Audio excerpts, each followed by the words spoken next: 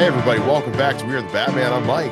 And this is Matthew. So we're doing a different Batman comic book this week. Not one of our traditional breakdowns. We're doing this is something that we've been talking about doing, and now DC's making certain moves. And I will say now, having read this weirdly fits in with everything that we've been covering lately anyway. So it's wild how that panned out, totally unplanned. But we're going to be talking about Dark Victory today. Not one of our like big deep dive breakdowns like we do at the end of the month. We still got that coming for Nightwing Year One, so stay tuned for that. But just a general review of a book we've finally read. And the main reason I think we did this is because they announced there's a third. I didn't know this. Yeah, I don't think you knew this. This was part 2 to the Long Halloween. We didn't know that. I didn't know that, at least. I think I knew that. It's kind of weird. I don't know if I don't think I yeah. Words are hard. I can't recall if I messaged this to you because it's been a weird day. I think I've read this. Okay. So like as I'm reading this, I can't decide, have I read this before? Or is it a retread of so many different things that I feel like I've already read it? So that was like the weird thing I was going through all day. Well, it's a lot of familiar at this point. But again, like especially because like this is known. I mean, this is, again, we're continuing. This is bringing closure to a lot of characters introduced in Year One. You know, which makes me just all that much more curious what a part 3 to this is going to look like, if I'm being really honest. Yeah. So if I'm gonna cut to the nitty gritty a little on this. Yeah, if you don't mind. Go ahead. Yeah. So I knew this was a follow-up to the Long Halloween, but I don't recall it being like the verbatim sequel to the Long Halloween. I thought it was just the following year.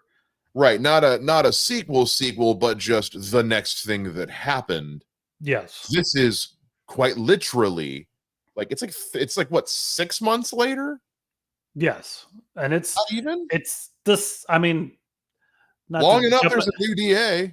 Yeah, not to jump ahead too much, but it's the same story.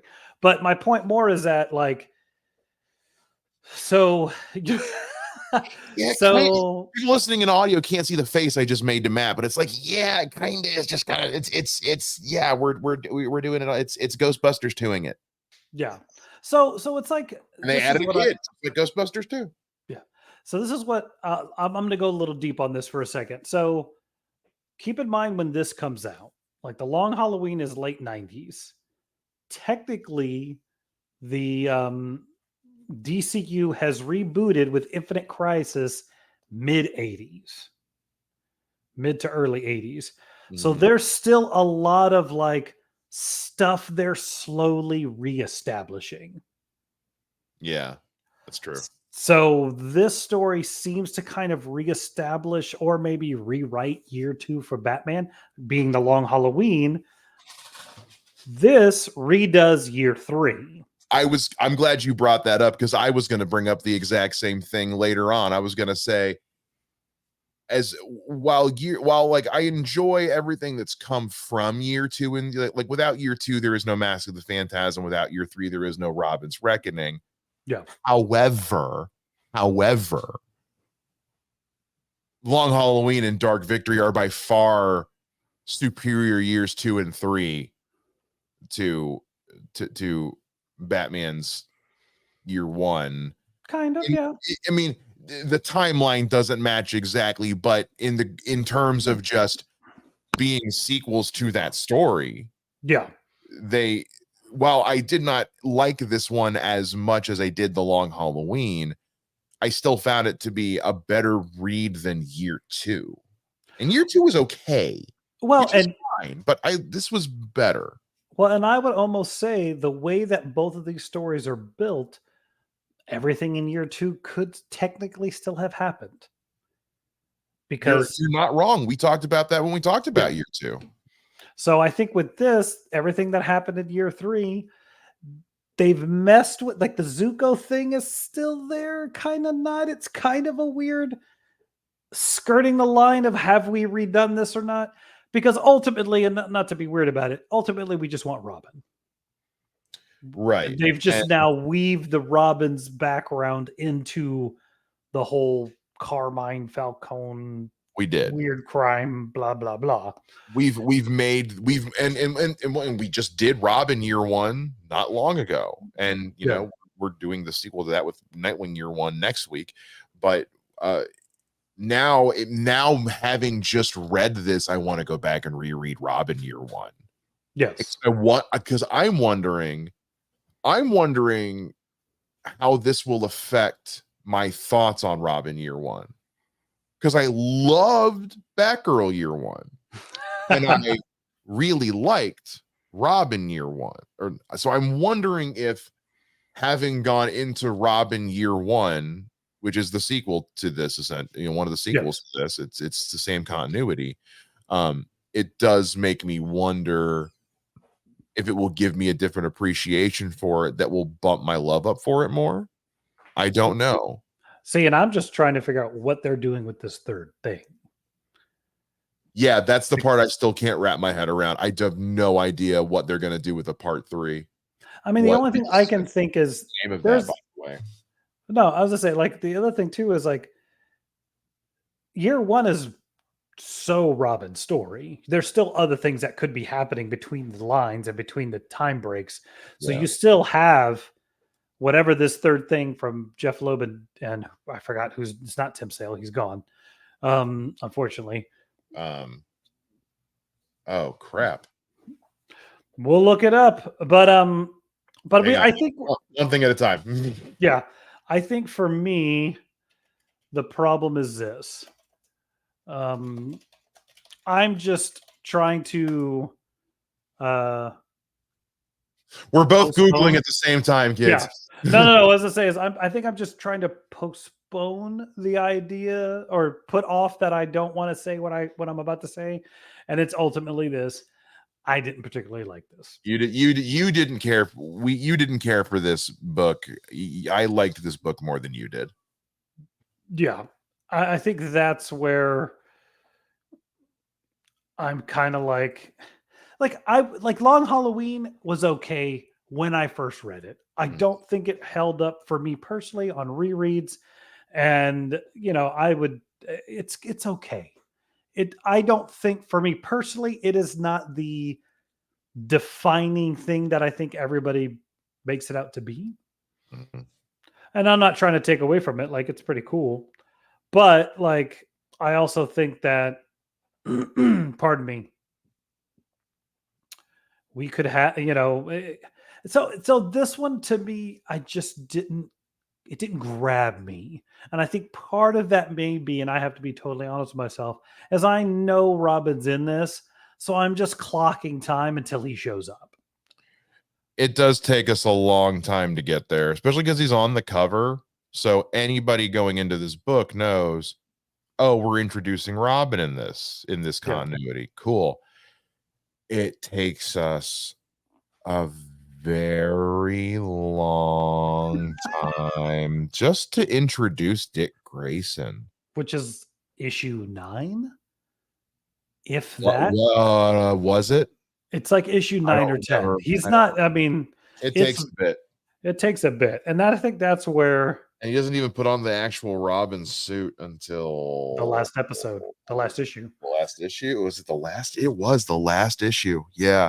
Yeah. So yeah, but just with the way Dark Victory ends, here's what I'll say about this book.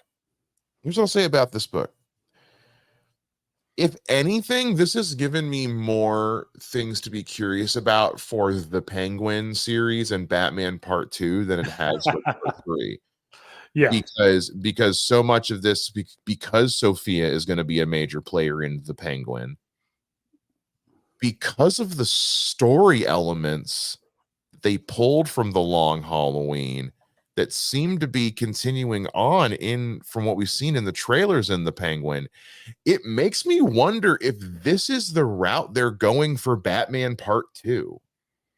if maybe this is how they're going to introduce Dick Grayson, is by taking because if you think about the way they've set up Robert Pattinson's Batman, because one thing I will say, here's what I'll say something positive about this book is, again, I like the book.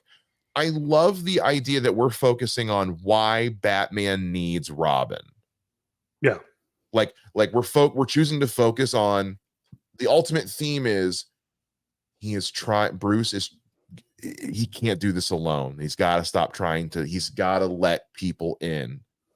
And it's him having to realize that for himself, and having a partner and having that surrogate son, and kind of that idea of like this chance to do it right this time, Yeah. So I love that. And so we've kind of set up Robert Pattinson's Batman like that in a way. Yeah. Sort of. And we're very clearly giving this Batman an arc. And if his arc in his first movie was, I need to be a beacon of hope, not a beacon of vengeance, maybe part 2, and because that movie ends with him slowly starting to let the walls down between him and Alfred as well. So then maybe part 2 can be him focusing on letting Alfred in more, and then letting in a sidekick. Maybe they choose to, and especially if Sophia stepping in to take over now that Carmine is dead seems to be the heavy plot of the Penguin from the trailers. I would be shocked if that's not exactly what some version of what's going to happen is from Dark Victory to some extent. No, I think you're probably right. I mean, I think there's good stuff here. I just feel like, to me, like Long Halloween was drawn out. Mm-hmm. And I think the biggest problem I have with Long Halloween is that the ending isn't interesting. Yeah, the ending's too complicated by half. And this one, to me, is worse. And it's not a satisfying ending at all. I think I understand what happened. So I just, to me, like, and I'm sorry, Jeff, I'm going to be a little insulting. Not since I read a bunch of Alan Moore's early work have I seen somebody retread the same thing over and over again. And this just feels like you took the exact same blueprint and just changed it a little bit, enough to make it a new comic. I just don't feel like it's just the Long Halloween extension, not Dark Victory. And I mean, I don't know, that was just me. And I usually like Jeff Loeb's work, which is kind of weird. I just didn't get into this. And and also, like, and this is where I have to say that, like, I'm here for Batman. I want to see Batman doing Batman stuff. I don't need to see the Falcone and crime families, blah, blah, blah. And I think that's where, for me personally, it loses it. Is like, again, I'm just like, I don't care about any of this stuff. Here's what I'll say about the book. I think the story is where the book fails. I think the character stuff is where the book shines. Yeah. Whereas Long Halloween had both. Long Halloween had a compelling story until the end and had compelling character work. This is compelling character work. The story is just kind of there, because like even the stuff with like even as much as I like the stuff with like treading around Batman coming to terms with, like, not going at the fight alone, man, a lot of those issues are the same issue over and over again. It's like, hey, I understand we're trying to like he needs to learn this lesson, but he's not actually learning the lesson. He's just repeating the same information it's like you're just running everything he said through a thesaurus every issue. And I'm not seeing development. It's like then one day he just, I get it now, and it's like I didn't see the growth. As opposed to like Long Halloween, where we see Batman periodically seeing like how not in control of things he is, and how much it benefits to have people letting him in. And I like that we go back to that, like the moment where he tells Alfred, like, I was this close to letting Harvey know. but now I can never Yeah. do it again. And it's that typical mistake everybody makes in a bad relationship. You know, like I let somebody get close. It's a lesson we all have to learn, and Batman's having to learn that lesson too, because these are lessons he did not learn as a young man. Yeah. So he's learning a lot of his adolescent and young adult issues as the hardened crime through the medium of a hardened crime fighter. So that stuff in this book is good and interesting. How we get to those points, Yeah. less so. Yeah. Well, and what the more we talk, the more I think about it, the more this is what occurs to me. I think Long Halloween was pitched by Jeff Loeb and Tim Sale. And then Warner Brothers said, you have to do something again. And this is what we got. Like, I don't think this was Jeff. I mean, and I'm not trying to be too insulting about it, but it's just like, be the first time. Yeah. And that happens all the time. I'm just saying, like, the first one was fresh and new and something different to do with Batman. This just feels like, oh, we have to do this again. So let's try and do different, but not different. And yeah, unfortunately, this is my Arkham Asylum. I'm just not on board. Arkham Asylum. I don't know. I don't think you hate this book as much as I hated Arkham Asylum. I really hated Arkham Asylum. I think you need to reread it. There you go. I don't think I want to. I think that's our 150th episode. You revisiting Arkham Asylum. You have to watch Joker all the way through if I do that. You know, it's a bad idea. We should never do that. Yeah, exactly. That's what I thought. Hey, one is 20 minutes of time. The other one's 2 hours. Yeah, and that 20 minutes felt like 2 hours. So.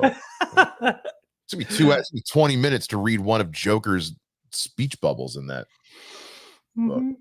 He grabs Batman's ass in a panel, dude. Come on.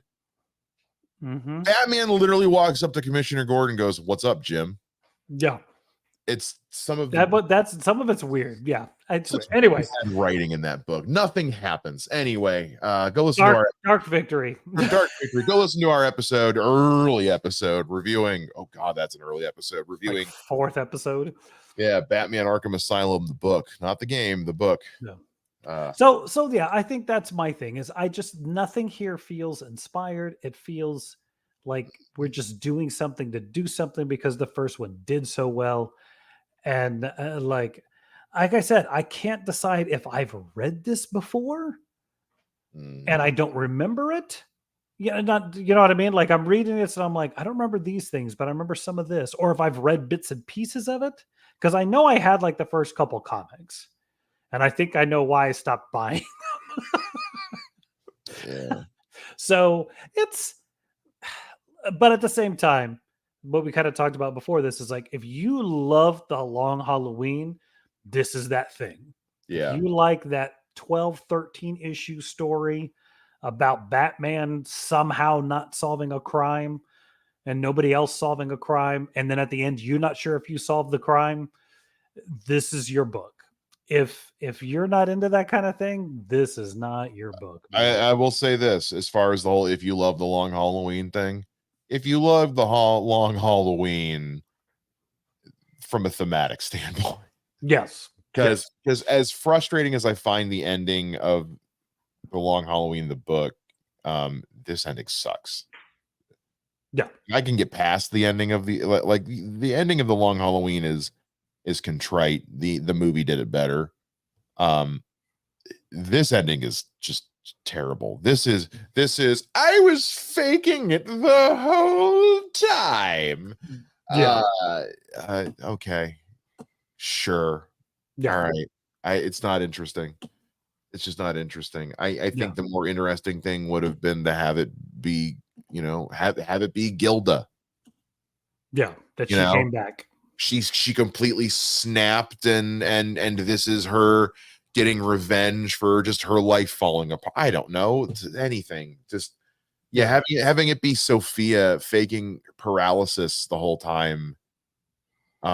Makes everything leading up to that point kind of not mean a whole hell of a lot. And so here's the two things that really bug me about this. Yeah. As far as like I'm sitting there going, okay, number one. Yeah. Harvey Dent still loves his wife. and Mhm. considers himself married, but will bang that chick I know. for 8 issues I until he know. decides, wait, I'm not in love. Because you said you were in love with me, I have to kill you, No. even though It's I haven't. it's Odysseus. It's Odysseus and Tyra Banks all over again. It's yeah. Yeah. But then on That's top a of Greek that, that's the Odyssey reference I just made on a Batman podcast. That is the nerdiest thing that has ever happened in the history of the internet. but then like the flip side of that to me is I'm like, so was she in love with him before? And that's why the face thing doesn't bother her? Like, I No, know, man. look, let me be weird about this. Look, I'm the prime example of some girl falls in love with you and suddenly you're attractive because I know me and I'm fighting above my weight class, okay? Yes, With you my are. wife. Yeah, Very, yeah, very yeah. much. You're the lucky one in the relationship. We're all aware of it. Yeah, but at the same time, half of my face is not melted off and disgusting. I kind of feel like there's a level of like, I did love you, but no. It's a So, hard thing to get past for anybody. yes. So that's where I'm just like, I'm not buying this thing at all. I don't buy that he would, because there's this in like it's in the, I think it's in the first issue. Batman's talking to, or Gordon's talking to, someone's talking to Harvey through his door, and he says something about, he mentioned something about Gilda and Two Face. It's because it's written differently, so you know when it's Yeah. Harvey, it's Two Face, and it's like, who's Gilda? And I'm like, no, Harvey, even they Two Face knows who Gilda is. Yeah.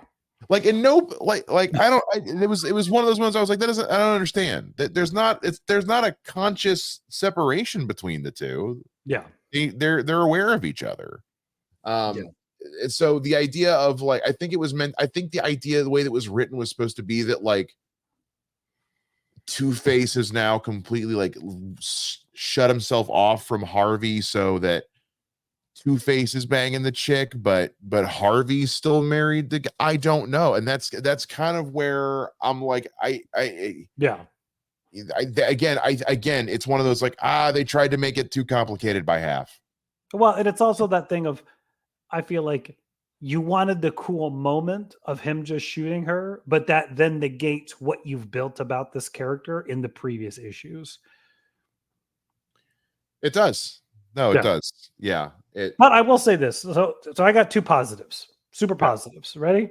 Big positives. Do you have positives? Let's go back and forth. I mean, I've had several throughout this whole Okay. thing. Yeah.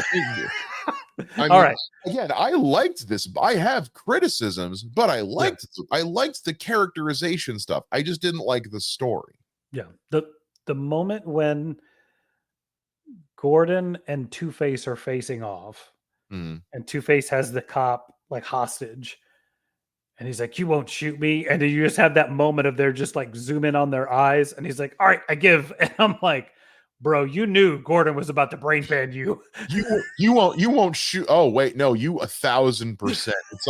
It's like when Batman tells Doomsday, I've wired the spores to explode and destroy the planet. You wouldn't I?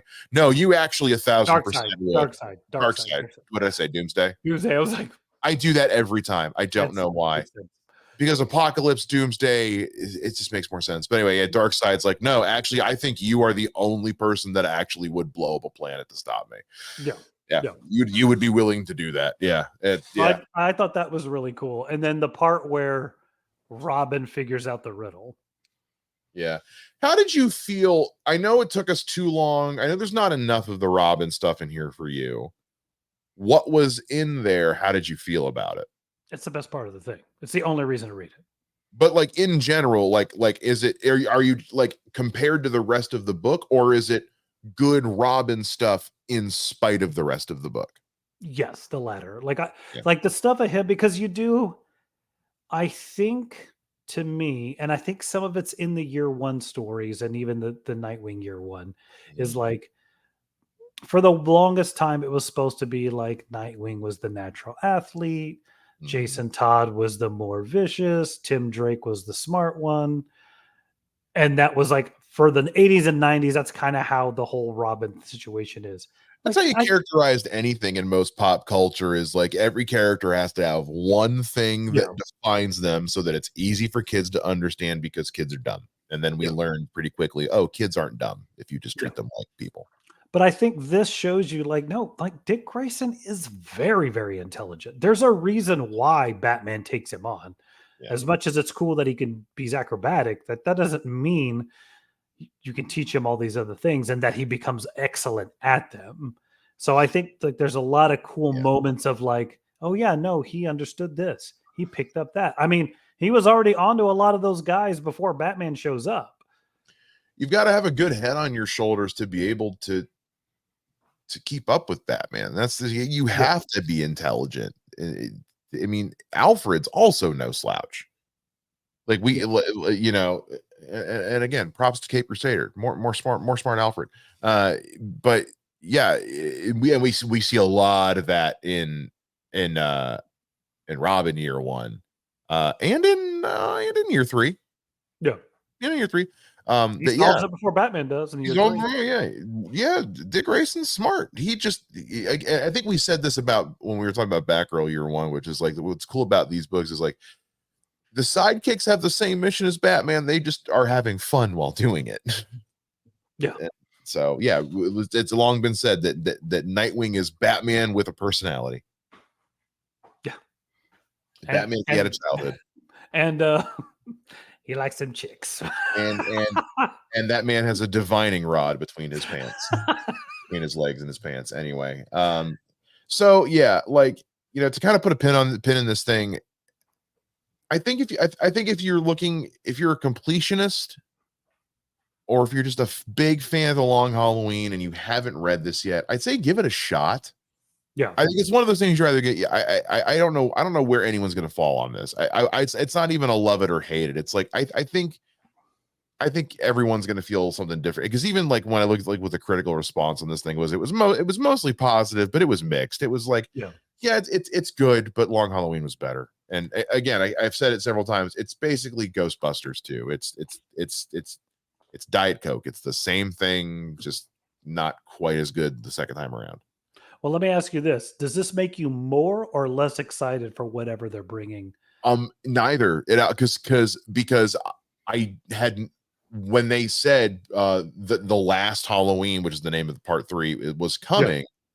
I was like, oh, I didn't know there was a part 2. Yeah. So I'm no more or less excited. I'm just kind of like, I'm more curious just to see, well, how the hell are they going to pull off a part 3 to this? What's next? Yeah. I don't know. And Eduardo Rizzo with Dave Stewart are doing the art. And Jeff Loeb's back writing it with a couple different other writers, I think, helping out. Richard Starkings. Oh, it's him. And Richard Starkings, I guess. Okay. Or no, Richard Starkings is doing. Maybe it's just Jeff Loeb. That's probably just Jeff Loeb. He's been writing them before. Yeah. So yeah, because you know Tim Sale's not with us anymore. So, okay, cool. Well, yeah, that's about, like I said, not a breakdown, just a review. Not a very decisive one because it's not a very decisive book. Which seems to be par for the course with what most everyone else who read this 24 years ago seemed. Yeah. So there you go. It holds up as well today as it did when it came out. is what I will say, I guess. Yeah. If you bought 4 or 5 of the issues and then stopped reading it, that's probably how you're gonna feel. Robin doesn't show up if you're waiting for Robin. Keep reading. It's trust me when I say if you think Robin's gotta show up in the next issue, keep reading. Yeah. It's not, if you think it's the next issue, it's probably not. Yeah. Just let it be a surprise. The other thing I'll say is like Tim Sale still doing cool. You know, it's great art. The artwork's great. Yeah, if you liked his art in the first one, it's all the same. His Calendar Man still has just such a distinct look on that full page, man. Yeah. Oh, it's such an iconic look. Oh. And you feel like it's really, it sounds odd to say this, but like the way he draws Dick Grayson, you feel bad for that kid for a while until he finds out what's up. So, I agree. Yeah. It's, stuff to like. Read it for yourself, and I would say decide. This is one of those. It's like I think everyone should do this anytime, but definitely this is a decide for yourself situation. Yeah. I couldn't tell you one way or another whether or not I'd recommend this because it's just there's stuff to like, but there's stuff that's also frustrating. And if you're there for Nightwing / Dick Grayson / Robin, just pick up issue 8 or 9 and just read that part. You're not missing anything. Yeah, there's not much. It's basically there's mob shit going down. You know what happened? If you know what happened in Long Halloween, Sophia survived, and it's the fallout from everything else. That's the fallout from Long Halloween, and Sophia survived. That's it. There you go. Perfect. All right. We'll be back next week with our full breakdown of Nightwing Year One by Mr. Scott Beatty and Chuck Dixon, and looking forward to that because we really enjoyed the last 2 parts. So make sure you guys tune into that. We got some cool announcements coming your way too for what's coming in September. So you guys definitely wanna make sure you tune in. It's gonna be good. Make sure you guys follow the show on all social media, WATB Pod, Facebook and Instagram. You can find me on all social media at Mr. Mike Shea. You can find me on Twitter as Mr. J Ninja. That is gonna do it for this episode of We Are the Batman. We'll see you guys again next time. Same bad time, same bad podcast channel. Bye-bye.